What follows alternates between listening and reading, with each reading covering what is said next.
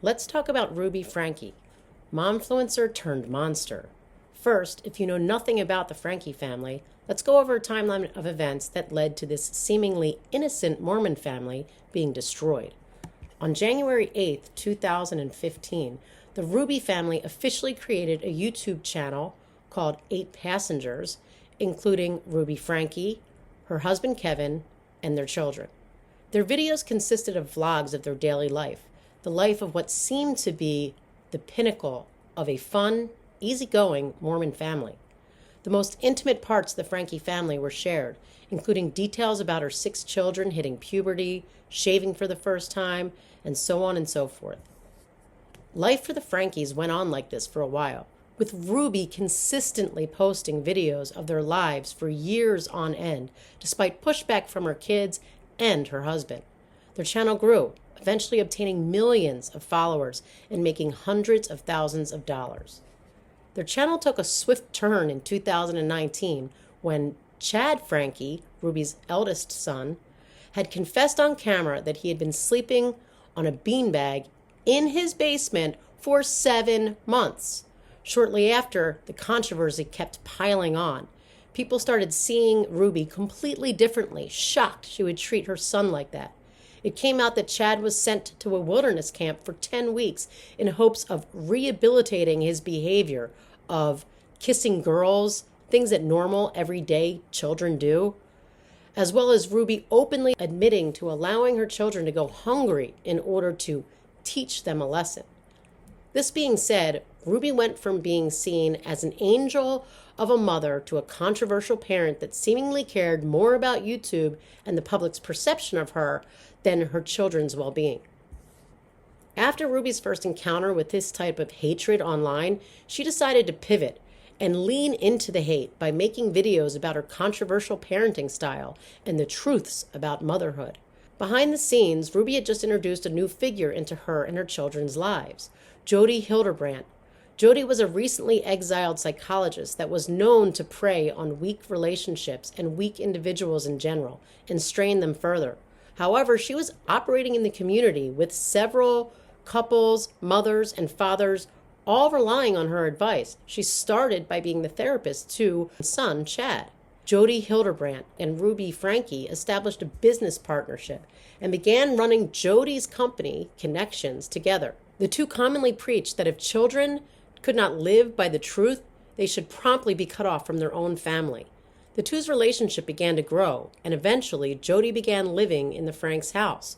All of this under the guise that she was possessed, that there were demons in her house, and Ruby was trying to save her from whatever was going on in her own household. Sure enough, soon after Jodi's arrival to the Franke home, Ruby's husband Kevin, along with her eldest son Chad, were kicked out of their homes. Chad only at age 17, and Kevin were told not to attempt to contact any members of the family. That fall, Ruby's eldest daughter, Sherry, left for college, and from that point on, only Jodi and Ruby's 4 youngest children lived in the household with Ruby, without any watchful eye, as Sherry was a very skeptical eye who cared deeply for the well-being of her siblings. This is where things took a dramatic turn. Ruby's neighbors had begun to notice unusual behavior from the Franke household, including the kids being left at home all hours with none of the adults' cars to be seen. The children no longer went outside.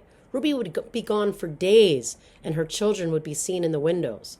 A once bubbly household, or what seemed to be, had gone into complete isolation. DCFS was called multiple times by multiple neighbors, resulting in nothing because of a lack of evidence regarding child neglect. At some point, the family seemed to have begun living in Jodi's home, in a more secluded area. In August of 2023, Ruby's 12-year-old son escaped from Jodi's house through a window, and he rushed to a neighbor begging for one favor: to be taken to the nearest police department. The 12-year-old boy was extremely emaciated, with duct tape around both his ankles and wrists, with rope burns and other wounds covering his body. In pursuit of the other 3 children still living with Ruby, police entered the home, finding Ruby's youngest daughter in a similar state, with her head shaved and severely emaciated. Her 2 middle children were found that day at a neighboring house to Ruby's, seemingly safe and healthy. Upon a more thorough search of the house, investigators found tape, paste to cover wounds, and accounts from Ruby herself detailing what she had done to the children in a vaulted fallout room in the basement. She claimed that they had been possessed and that she, as a chosen child of God, needed to fix them. She said that they needed to be obedient with exactness to emulate the Savior. She spoke of how she would leave the children outside in the heat for hours and even overnight, keeping them in the sun with cactus pokers. Her children were made to jump on a trampoline for days on end in the hot heat. She wrote that she would say things to her children like, "Do you expect me to feed you?" She also admits that her children didn't even know what month it was. She accounts that her son had said that he would rather have a glass of water than her as his mother. And when she brought her 10-year-old daughter out to the desert, she cried and begged for food, water, care, and love. Some speculate that Ruby and Jodi were involved in an intimate relationship, which, if true, may have played a role in the psychological unraveling that led to the horrific abuse. Whether or not they were romantically linked, Jodi's influence over Ruby was undeniable. Some argue that Ruby, once a woman obsessed with curating the perfect Mormon image, descended into a form of religious psychosis, one that convinced her that she was on a divine mission to cleanse her children, children that she said were possessed by demons. She seemingly saw them as obstacles to her perceived spiritual purity, leading her to enact horrific punishments under the guise of obedience and righteousness in attempts to free them of their demons. Her actions, starving, isolating, and torturing her own children, went far beyond strict parenting or even religious extremism. They painted a picture of a woman who had become completely detached from reality, possibly driven by a toxic mix of Jodi's manipulative teachings and distortions of religion, her own suppressed emotions, and a desperate need to regain control over a crumbling narrative.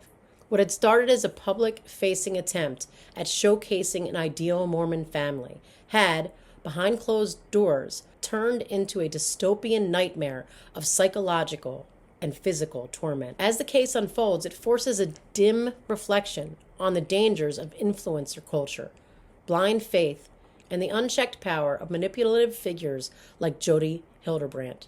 More than anything, it is a chilling reminder that behind the curated perfection of social media, true horror can lurk in plain sight.